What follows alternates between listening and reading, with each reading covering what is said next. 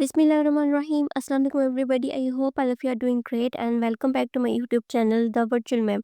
मुझे उम्मीद है कि आप सब खैरियत से होंगे। आज की इस वीडियो में हम मार्क्सिज्म के एक concept base and super structure को डिस्कस करने वाले हैं कि बेस और सुपर स्ट्रक्चर क्या है और इनका आपस में क्या रिलेशनशिप है और उसको हम मार्क्सिज्म में क्यों स्टडी करते हैं। सो स्टार्ट करते हैं हमारी आज की वीडियो। सबसे पहले अगर हम बात करें बेस क्या होती है।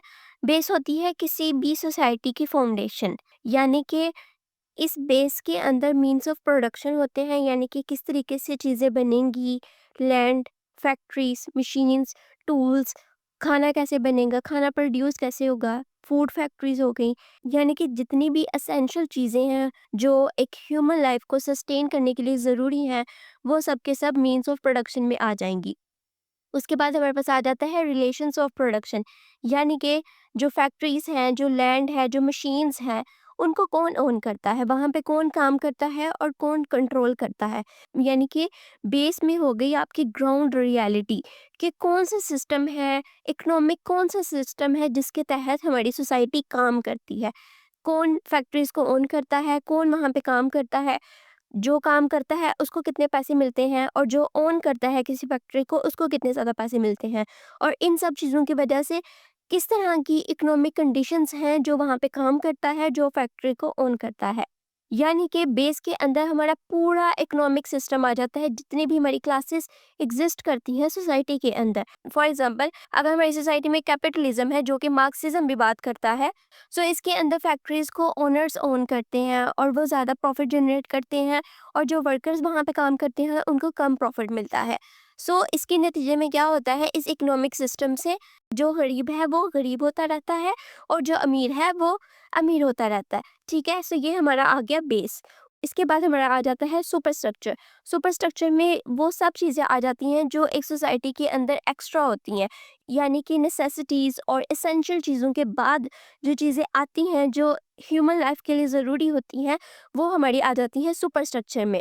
जैसे कि लॉ हो गया, politics, religion, education, culture, media, literature, morality, philosophy, ये सारी की सारी चीज़ें हमारी सुपर स्ट्रक्चर में आ जाती हैं। ठीक है, अब अगर हम बात करें कि बेस और सुपर स्ट्रक्चर में आपस में क्या रिलेशन है और हम इसको इकट्ठा क्यों पढ़ते हैं और क्यों ये दोनों चीज़ें एक दूसरे के साथ रिलेटेड है। सिंपल रूल है कि the base shapes the super structure, यानी कि जो हमारी बेस होगी हमारा सुपर स्ट्रक्चर वही होगा। जैसे कि मैंने आप लोगों को बताया कि बेस के अंदर हमारा बेसिक इकोनॉमी आ जाती है, क्लासेस कैसी हैं हमारी सोसाइटी के अंदर, लोगों के पास कितने पैसे हैं, कितनी क्लासेस है, गरीब कितने गरीब हैं और जो अमीर है वो किस हद तक अमीर है। ये हमारा बेस आ जाता है, और ये जो बेस की जो वैल्यूज़ होती हैं, जो इकोनॉमिक सिस्टम्स होते हैं, ये वाली चीज़ें हमारे सुपर स्ट्रक्चर को इन्फ्लुएंस करती हैं। फॉर एग्जांपल, अगर हमारी सोसाइटी में कैपिटलिस्ट सिस्टम है, प्राइवेट ओनरशिप है या फ्री मार्केट है, जितना चाहो, जिनके पास जितना ज़्यादा पैसा है वो उतनी ही लैंड ओन कर सकते हैं और उसके ऊपर फैक्ट्रीज चला सकते हैं, ये होती है फ्री मार्केट। अब ऐसे निज़ाम को ऑन करने के लिए या इसको मेंटेन करने के लिए ज़रूरी है कि जो सुपर स्ट्रक्चर है, जिसमें हमारे पास लॉज आ जाती हैं, पॉलिटिक्स आ जाती हैं, हमारा एजुकेशन सेक्टर्स आ जाते हैं, ज़रूरी है कि ये सब चीज़ें अलाइन करें विद कैपिटलिस्ट वैल्यूज़, ताकि ये जो निज़ाम है वो वैसे ही चलता रहे। जो हमारा बेस होता है वो इन्फ्लुएंस करता है हमारे सुपर स्ट्रक्चर को, यानी कि जो बेस के अंदर हमारी जितनी भी चीज़ें होंगी हम सुपर स्ट्रक्चर में वही सारी वैल्यूज़ देखेंगे। अगर हम लॉ और पॉलिटिक्स को देखें, तो लॉ और पॉलिटिक्स के अंदर वही सारी पॉलिसीज़ होंगी, वही रूल्स होंगे जो सपोर्ट करें फ्री मार्केट को या फिर प्राइवेट ओनरशिप को। इसी तरह से रिलीजन, एजुकेशन, कल्चर, हमें वही सारा कुछ दिखाया जाएगा जिसके तहत हम इस इकोनॉमिक सिस्टम में चलते रहें और इसी को हम समझते रहें। जैसे कि हमें कल्चर, मीडिया, लिटरेचर के थ्रू ये चीज़ें सिखाई जाती हैं कि आप जितनी सख्त मेहनत करोगे आपको उतना ज़्यादा फल मिलेगा। लेकिन कैपिटलिस्ट सोसाइटी में इस तरह से काम नहीं होता।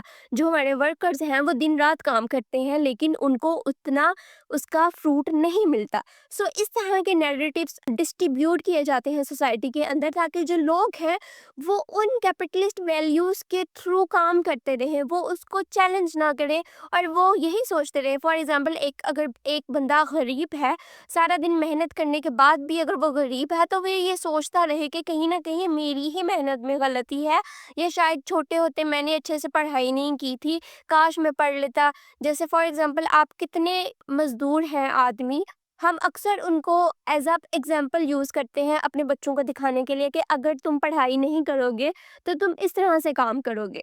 सो ये चीज़ रिफ्लेक्ट करती है कि कितने अंदर तक हमारे ये नैरेटिव्स घुसे हुए हैं, कि हम इस चीज़ को देखते हैं कि अगर हम एजुकेशन हासिल नहीं करेंगे या हम अब भी मेहनत नहीं करेंगे तो हम कल को जाके मजदूर बनेंगे। लेकिन ऐसा नहीं होना चाहिए। जबकि मसला ये है कि कैपिटलिस्ट निज़ाम के तहत जो गरीब है वो इतनी मेहनत करने के बावजूद भी वो बहुत ज़्यादा गरीब है। इसी तरीके से एजुकेशन में देखें तो एजुकेशन में हमें यही सिखाया जाता है कि आपने जॉब करनी है कॉरपोरेट सेक्टर में। और अगर हम कॉरपोरेट सेक्टर वाले लोगों का भी हाल देखें तो उनका भी यही हाल है कि हम पूरा महीना काम करते हैं, और जो हमारे ओनर्स हैं, जो कंपनी वाले लोग हैं, वो बहुत ज़्यादा प्रॉफिट जनरेट करते हैं। और फिर जिस तरह से एक मजदूर महीने के आखिर में रोता है, इसी तरीके से एक कॉरपोरेट सेक्टर का आदमी भी महीने के आखिर में रोता है। वो इस काबिल नहीं है कि वो अपने महीने के एक्सपेंसेस को पूरा कर सके।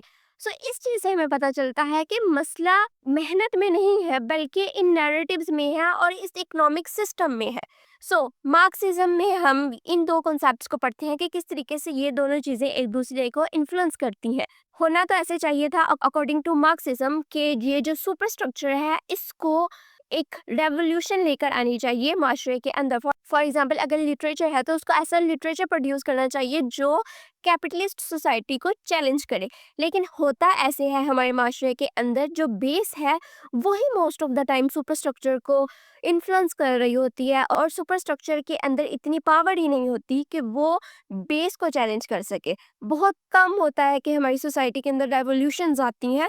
मोस्ट ऑफ द टाइम जो हमारे सुपर स्ट्रक्चर्स हैं वो बेस के लिए ही काम करते हैं। फॉर एग्जांपल, हमारी गवर्नमेंट है या हमारी लॉ है, उनको क्या पड़ी है कि वो जो प्राइवेट ओनरशिप है उसको ख़त्म करे। क्यों? क्योंकि गवर्नमेंट को उससे बहुत ज़्यादा पैसे मिलते हैं। और उनका क्या फ़ायदा अगर वो ये सारा कुछ ख़त्म करेंगे? अगर गवर्नमेंट सारा कुछ प्रॉपर्टी को खुद ऑन कर लेगी, उनके ऊपर ज़्यादा जिम्मेदारी आ जाएगी। सो गवर्नमेंट के लिए तो फ़ायदा ही है। सो इस वजह से जो सुपर स्ट्रक्चर है, जिसको इन चीज़ों को चैलेंज करना चाहिए था, वो कभी भी चैलेंज नहीं करता, और इसी तरीके से ये निज़ाम चलता रहता है। सो मार्क्सिज्म में हम ये बेस एंड सुपर स्ट्रक्चर का कॉन्सेप्ट पढ़ते हैं कि किस तरीके से ये दोनों चीज़ें आपस में काम करती हैं, जो कि मिशेल फूको के idea of knowledge and power के साथ भी बहुत ज़्यादा रेजोनेट करता है। मिशेल फूको भी यही बात करता है कि ज़रूरी नहीं है कि हमारे माशरे के अंदर सिर्फ और सिर्फ विजिबल पावर हो, बल्कि there are certain hidden apparatuses through which power is being exercised on people. For example, पहले आप देखो तो एक बंदा बीमार होता था तो वो इतना कोई इशू नहीं होता था, वो हॉस्पिटल जाता था, मेडिसिन लेता था और वो कुछ ही दिनों में ठीक हो जाता है। लेकिन अब इस कैपिटलिस्ट सोसाइटी में और इन सब चीज़ों के थ्रू पावर एक्सरसाइज की जाती है, प्रॉफिट जनरेट किए जाते हैं, कि अब आप एक हॉस्पिटल में जाओगे ना तो पहले पहले आपको कंसल्टेशन फ़ी देनी पड़ेगी, और वो भी कोई कम नहीं होती, बल्कि 3,000 5,000। मैटर करता है कि कौन सा डॉक्टर कितना बड़ा है। यानी कि पहले पहले जितने पैसों में लोग ठीक हो जाते थे, अब हमें सिर्फ और सिर्फ वहाँ पे बताने के लिए, अपना इश्यू बताने के लिए हमें इतने पैसे लगते हैं, और फिर वो डॉक्टर्स जानबूझ के हमें टेस्ट बताते हैं जिससे कि जो ये लैब्स हैं उनको प्रॉफिट होता है। यानी कि अब हेल्थ केयर एक पूरा माफिया बन गया है। सो मिशेल फूको का आइडिया हमें बताता है कि पावर सिर्फ और सिर्फ विजिबल ऑपरेटिसेस के थ्रू काम नहीं करती, बल्कि बहुत सारे हिडन ऑपरेटिसेस हैं, और लोगों को इन सब चीज़ों से अवेयर होना चाहिए। So that was the concept of base and super structure, और इनका आपस में क्या ताल्लुक है और हम इसको क्यों मार्क्सिज्म में पढ़ते हैं। मुझे उम्मीद है कि आप लोगों को ये वीडियो बहुत इन्फॉर्मेटिव लगेगी और आपको अच्छी भी लगेगी। इंशाल्लाह हम लोग बहुत जल्द मिलेंगे अपनी नेक्स्ट वीडियो में। तब तक के लिए अल्लाह हाफिज़।